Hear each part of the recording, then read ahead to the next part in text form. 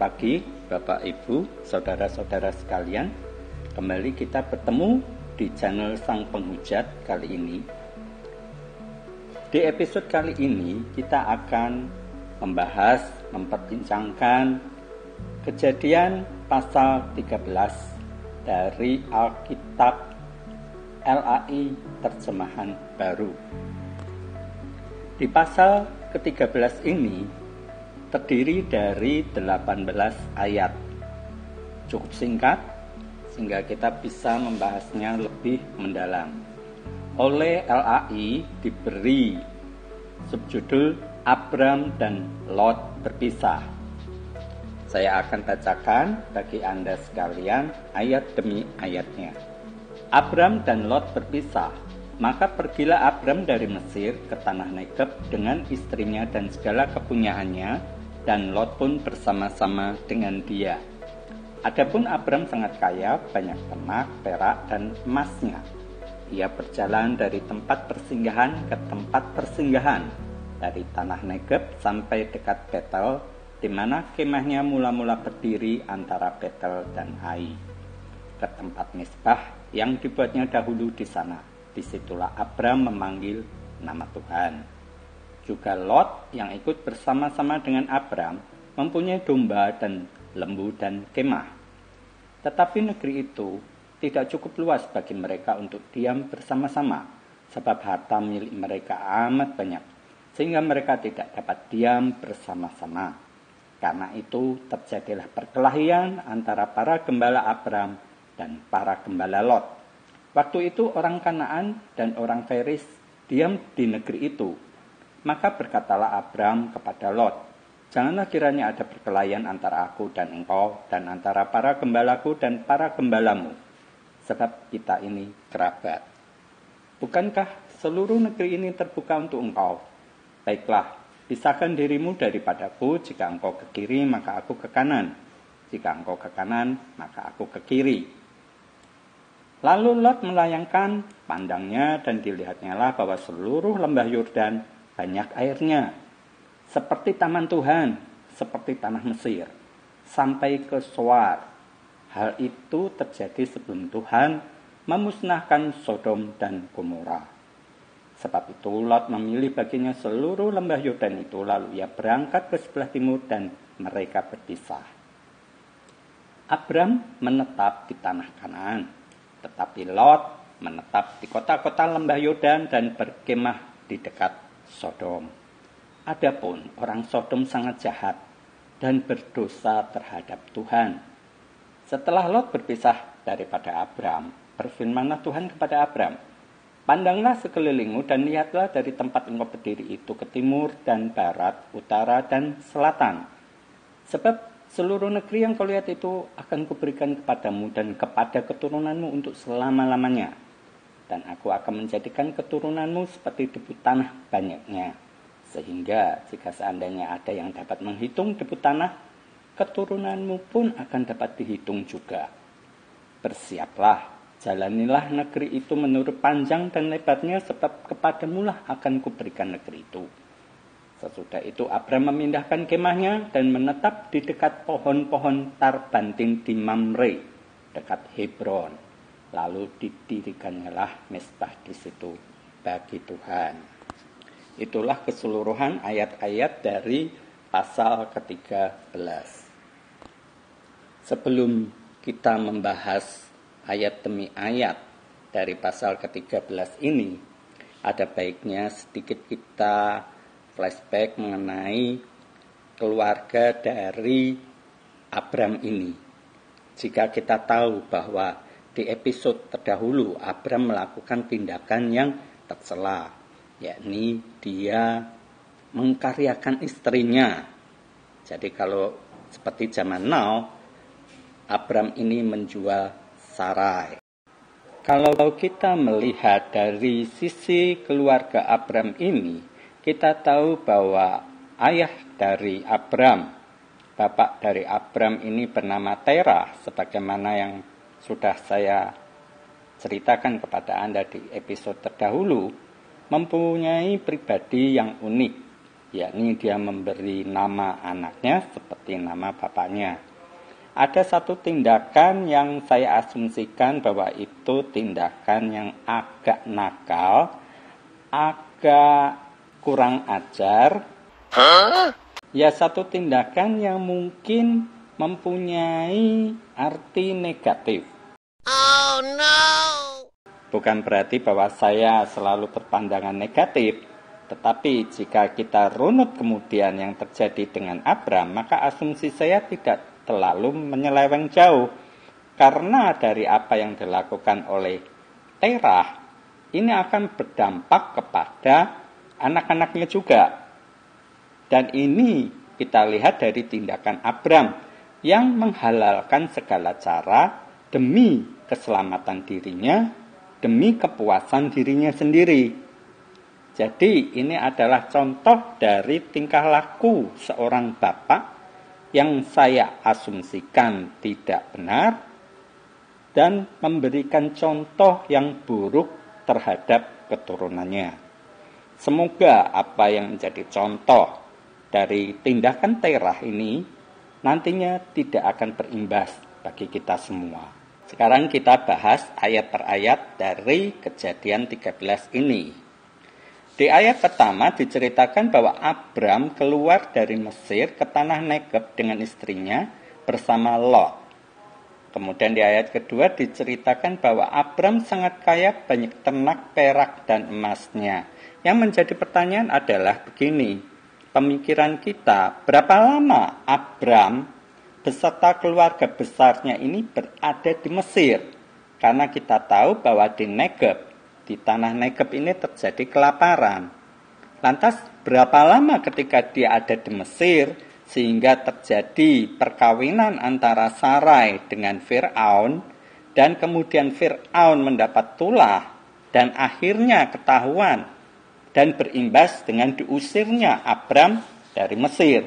Berapa lama mereka ada di Mesir? Ini penulis kitab Kejadian selalu tidak pernah memberikan waktu. Tetapi jika kita berasumsi bahwa Abram masuk ke tanah Mesir ini dengan posisi yang tidak sangat kaya, katakanlah dia berkecukupan karena dia mempunyai anak buah, mempunyai pegawai yang cukup banyak sehingga membawa barang-barangnya masuk ke Mesir, sehingga dia pun bisa membeli barang untuk kebutuhan sehari-harinya, tidak kelaparan. Pastinya Abram juga lumayanlah dikategorikan dalam bidang keuangannya. Namun ketika dia keluar dari Mesir, dia menjadi sangat kaya. Banyak ternak, perak, dan emasnya.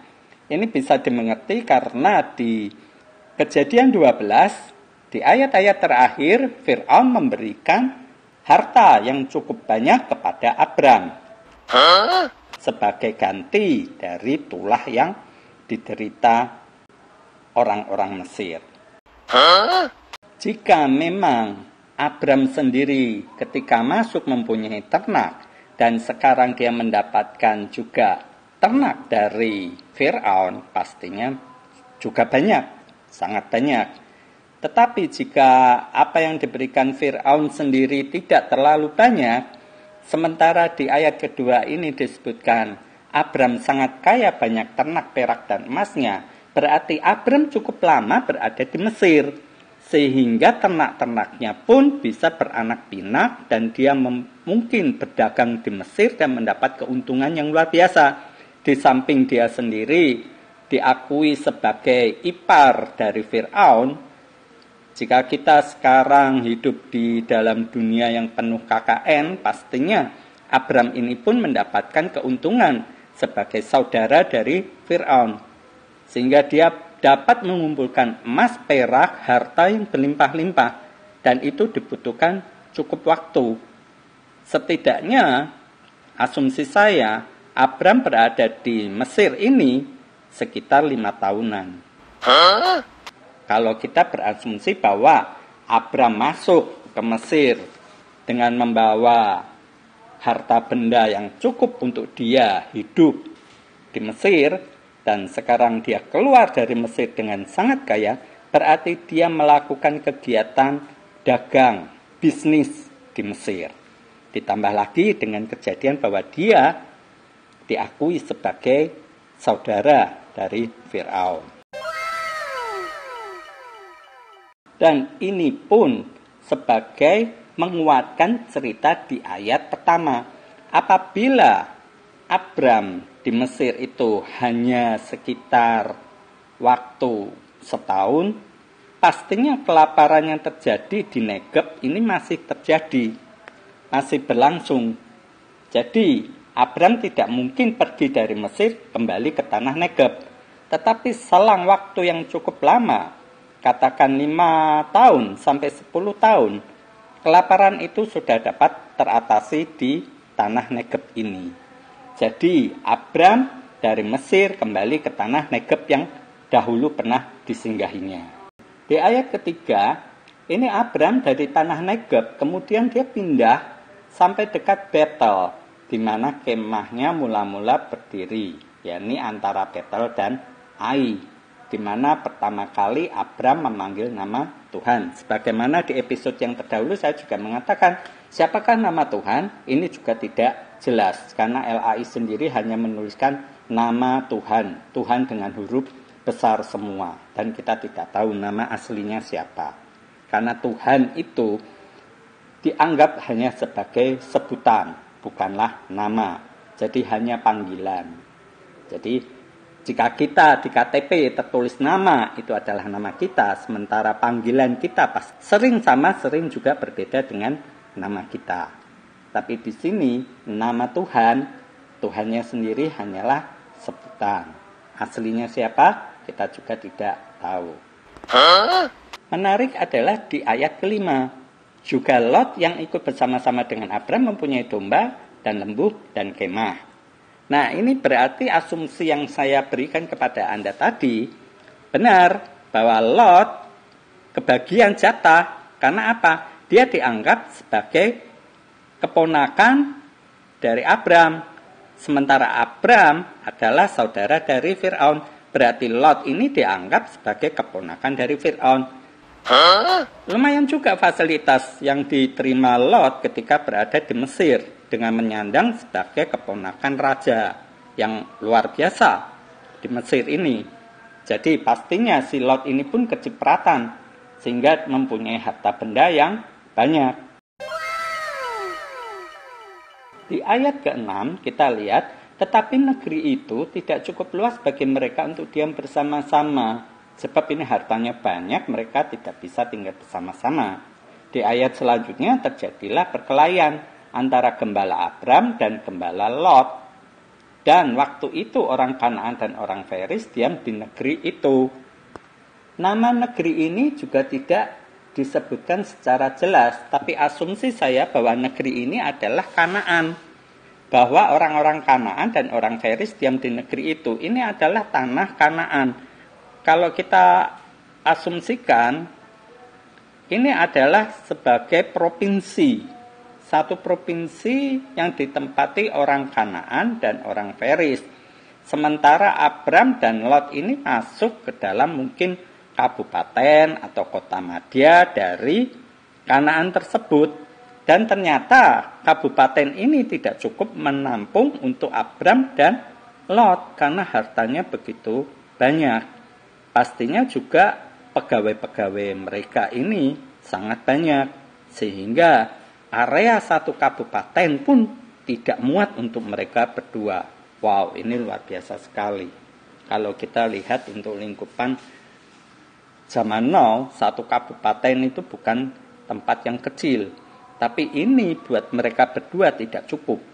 Bayangkan betapa kayanya dua orang ini. Di ayat ke-8, Abraham ini menawarkan satu solusi. Dia mengatakan, jangan ada perkelahian antara aku dan engkau, gembalaku dan gembalamu, sebab kita kerabat. Karena negeri ini terbuka, mengapa kamu tidak pisahkan diri saja? Engkau ke kiri, aku akan ke kanan. Jika engkau ke kanan, aku ke kiri. Nah, ini satu tawaran, satu solusi yang diberikan seorang paman kepada keponakannya. Sehingga kerukunan mereka tetap terjaga. satu inisiatif yang baik. Lantas apa yang dilakukan Lot? Lot ketika diberi tawaran tersebut, dia melihat di lembah Yordan ini banyak airnya sehingga dia memilih untuk ke lembah Yordan itu. Lalu dia berangkat ke lembah Yordan itu, menetap di sana. Sementara Abram tetap menetap di tanah Kanaan. Jadi ibaratnya kalau Abram ini berada di tempat yang lebih tinggi, karena Lot ini masuknya lembah, berarti dia di bawah. Ya, ini satu hal yang baik juga. Seorang paman ada di tempat yang lebih atas, sementara keponakannya ada di bawah. Namun, yang sungguh mengherankan adalah di ayat ke-13. Adapun orang Sodom sangat jahat dan berdosa terhadap Tuhan. Apa yang dilakukan orang Sodom ini? Si penulis tidak menceritakan di pasal ke-13 ini. Inilah keunikan yang sering terjadi di dalam Alkitab. Narasi-narasi yang ditulis, yang dijelaskan oleh si pembuat cerita ini sering naik turun tidak karuan. Ada yang ke depan, ada yang di belakang. Narasi semacam ini menurut saya sangat kacau. Tapi ini justru ketika saya memberikan koreksi semacam ini, beribu-ribu berlaksa-laksa pendeta akan mengatakan bahwa hal itu kebenaran. Oh no. Ya sudah, silahkan jika Anda mengatakan itu kebenaran. Tapi perikop semacam ini hanya akan membuat kita tersesat di dalam mengerti cerita ini. Di ayat ke-14 tertulis, setelah Lot berpisah dari Abram, berfirmanlah Tuhan kepada Abram. Ini juga menarik. Mengapa harus menunggu Lot berpisah dengan Abram baru Tuhan berfirman? Mengapa tidak sebelum-sebelumnya dia memberitahukan sesuatu kepada Abram? Ini juga tidak diceritakan lebih lanjut, lebih rinci oleh si penulis kitab Kejadian ini. Seakan-akan bahwa firman Tuhan ini adalah sesuatu yang sangat rahasia yang hanya boleh diketahui oleh Abram. Jadi istilahnya ini Tuhan dan Abram main pat-pat gulipat. Jadi jangan sampai orang lain tahu. Ya, ini satu rahasia. Dan apakah rahasia yang diberikan Tuhan kepada Abram? Dan Tuhan ini akan memberikan tempat, tanah di negeri yang ditinggali Abram ini kepada Abram dan keturunannya. Bahkan dijanjikan keturunan sebanyak debu tanah. Bayangkan debu tanah itu berapa banyak. Dikatakan jika seandainya ada yang dapat menghitung debu tanah, keturunanmu pun akan dapat dihitung juga. Luar biasa sekali ya. Nah, ini juga kita ingin tahu sekarang ini kalau keseluruhan di tahun 2020 di bulan awal Oktober ini diperkirakan, memang tidak dihitung secara tepat, diperkirakan bahwa penduduk dunia saat ini berkisar 7 miliar. Lantas, apakah ini bisa dikatakan bahwa debu tanah itu jumlahnya hanya 7 miliar? Jelas lebih dari 7 miliar karena debu tanah. Mungkin tanah di tempat saya saja lebih dari 7 miliar. Gimana cara menghitungnya?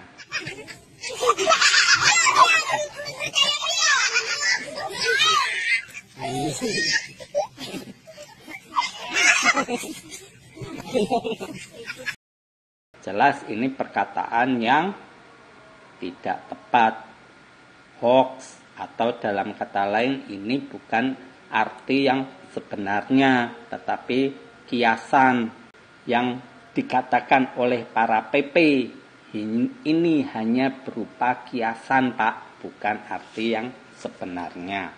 Jika Tuhan sendiri berkata dalam arti kiasan, bukan satu realita, bukankah ini sangat celaka sekali? Oh no! Tetapi inilah yang diakui oleh para PP sebagai kebenaran. Namun menurut saya pribadi, ini adalah pinter-pinternya si penulis mengatasnamakan Tuhan, memasukkan gaya bahasa dia di dalam cerita narasi Kejadian 13 ini. Mungkin zaman dahulu tidak dapat menghitung debu tanah itu karena banyak. Dan ini diasumsikan bahwa keturunan Abram nanti sebanyak debu tanah. Padahal sekarang jumlah penduduk dunia dapat dihitung. Nah, ini satu jangkauan pemikiran yang dangkal oleh si penulis kitab Kejadian. Dan ini memang kita bisa memaklumi bahwa zaman dahulu kemampuan mereka belum semaju kita saat ini. Begitu juga kemampuan kita saat ini tidak akan semaju nantinya di era tahun 5000. Kita akan tertinggal jauh jika dunia ini masih berlangsung terus hingga tahun 5000 dengan perkembangan sains ilmu pengetahuan yang luar biasa. Pastinya apa yang kita ketahui sekarang ini hanya abal-abal, hanya sebagai lelucon saja. Apa yang saya buat di YouTube ini hanya menjadi tertawaan untuk generasi di tahun 5000 itu. Oh no! Cerita abal-abal yang tidak masuk akal, yang tidak ada gunanya, mengupas Alkitab yang sudah tidak relevan. Jika kita lihat sekarang di Kejadian 13 ini pun sudah tidak lagi relevan dengan zaman sekarang di tahun 2000. Bayangkan apa yang saya buat di YouTube ini nantinya di tahun 5000 juga hanya sebagai sampah, omongan kosong yang tidak ada relevansi dan gunanya. Di ayat terakhir, di ayat ke-18, sesudah itu Abram memindahkan kemahnya dan menetap di dekat pohon-pohon tarbantin di Mamre dekat Hebron. Lalu didirikannya lah mezbah di situ bagi Tuhan. Ini Abram ini suka sekali pindah-pindah ya. Sedikit-sedikit memindahkan kemah, kemudian mendirikan mezbah. Tapi ini justru yang konon katanya sangat disukai oleh Tuhan. Dan ini juga ada perbedaan jika kemarin pohon tarbantinnya ini di More, tapi sekarang ini di Mamre dekat Hebron. Berarti ini kemungkinan kalau satu provinsi dia satu kabupaten, mungkin ini dia sudah mulai pindah kabupaten sampingnya atau mungkin pindah kecamatan gitu ya. Jadi ini dia memperlebar daerah untuk tempat tinggalnya dengan mendirikan kemah-kemah yang lebih banyak. Demikian keseluruhan dari ke-18 ayat yang ada di kitab Kejadian sudah kita teliti satu persatu, kita bahas satu persatu. Apa yang menarik dari kejadian mengenai Abram ini? Jika kita lihat bahwa di Kejadian 12 dia melakukan tipu-tipuan, akal-akalan, sehingga Fir'aun pun dapat ditipu. Dan akhirnya justru dia mendapatkan harta dari Fir'aun ini, dari tingkah pola yang tidak benar. Namun menariknya adalah justru Tuhan tidak berkata apa-apa dengan tingkah laku Abram yang sebenarnya untuk zaman Nuh adalah tindakan kriminalitas, satu kejahatan. Tapi tidak ada satu perikop, satu ayat pun yang mencela tindakan Abram ini. Dari penulis kitab Kejadian ini pun fine-fine aja, baik-baik saja. Tuhan tidak pernah mencela, bahkan Tuhan memberkati. Di Kejadian ke-13 kita pun melihat bahwa Tuhan memberkati, berfirman kepada Abram, dan dia akan memberikan negeri yang ditempati, yang dilihat oleh Abram ini nantinya bagi juga keturunannya. Dan Abram diberkati dengan keturunan yang sangat banyak. Ini adalah satu berkat yang luar biasa. Di ayat ke-17 itu dijelaskan, jalanilah negeri itu menurut panjang dan lebarnya. sebab kepadamulah akan kuberikan negeri itu. Buset, berarti setiap langkah Abram ketika mengitari negeri itu akan menjadi milik dia dan keturunannya. Sungguh luar biasa sekali. Bukannya mencela apa yang pernah dilakukan Abram ketika berada di Mesir, tapi justru Tuhan seakan-akan tutup mata. Ini menarik karena kita pun mempunyai asumsi bahwa segala tindakan yang jahat, tindakan yang tidak benar, pasti akan memperoleh hukuman. Tetapi yang kita lihat di sini, Abram sama sekali tidak mendapatkan hukuman. Walaupun kita tahu jelas bahwa yang dilakukan dia itu tercela untuk zaman sekarang. Ternyata tidak tercela untuk kejadian itu terjadi di waktu lampau. Peristiwa itu bukanlah satu hal yang tercela. Jika saya boleh berasumsi semacam itu, berarti pada zaman dahulu wanita memang boleh diperjualbelikan. Sebagai istri Anda boleh diperjualbelikan. Buktinya adalah tidak ada satupun teguran dari Tuhan mengenai kejadian Abram ini ketika dia menjual Sarai kepada Fir'aun. Ya kata-kata kasarnya kan begitu. Dia menjual Sarai kepada Fir'aun, dijadikan istri. Ini tidak ada celaan sama sekali. Tapi ini tidak relevan lagi untuk zaman sekarang. Lantas kaitannya bagaimana ini? Nah, silakan Anda bertanya kepada gembala gereja Anda. Ini bagaimana, Pak? Apakah masih relevan kejadian semacam ini? Tuhan tutup mata. Kalau sekarang zaman now begini, Anda dijual oleh suami Anda, apakah Tuhan tutup mata? Apakah Tuhan membenarkan tindakan suamimu ketika dia menjual kamu kepada lelaki hitung belang untuk mendapatkan keamanan, mendapatkan harta? Bukankah ini yang dilakukan Abram? Oh no! Inilah yang seharusnya para pendeta pengkhotbah melihat lebih jauh, lebih luas, dan kemudian menganalisanya. Berarti kejadian ini Tuhan tidak berkata apa-apa, bisa menimbulkan banyak asumsi. Salah satunya adalah memang kejadian itu tidak berakibat dosa. Itu menyenangkan saja bagi Tuhan. Tuhan tutup mata, itu bukan kejadian yang salah menurut Tuhan. Berarti wanita boleh diperjualbelikan sekehendak hatinya. Inilah yang kemudian perikop semacam ini diduplikasi oleh tetangga sebelah, agama sebelah. Sehingga jangan heran bahwa di kitab mereka ada kejadian semacam itu. Wanita dengan gampangnya diambil oleh nabi mereka. Dan ini Anda dapat saksikan di channelnya Christian Prince itu. Karena memang kejadian ini tidak ada celaan sama sekali dari Tuhan terhadap Abram. Oh no! Itu asumsi yang pertama yang muncul. Yang kedua adalah bahwa penulis kitab Kejadian ini, sebagaimana yang saya katakan di episode terdahulu, sama sekali tidak menghargai wanita. Wanita tidak lebih dari barang yang bisa dijual beli.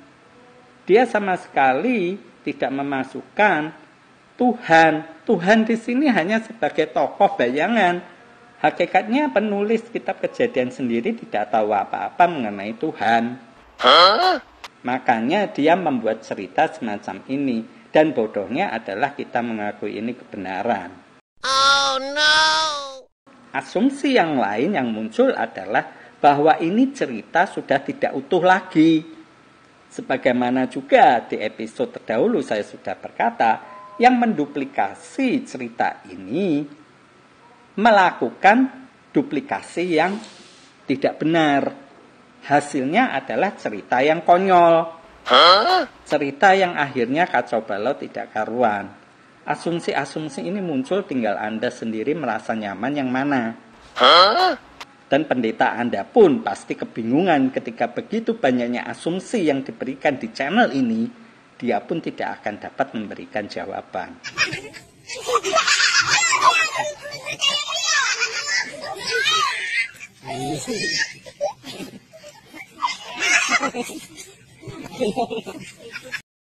Jadi sebenarnya dari cerita-cerita semacam ini kita akan melihat satu perikop-perikop yang sekarang ini sudah tidak lagi relevan.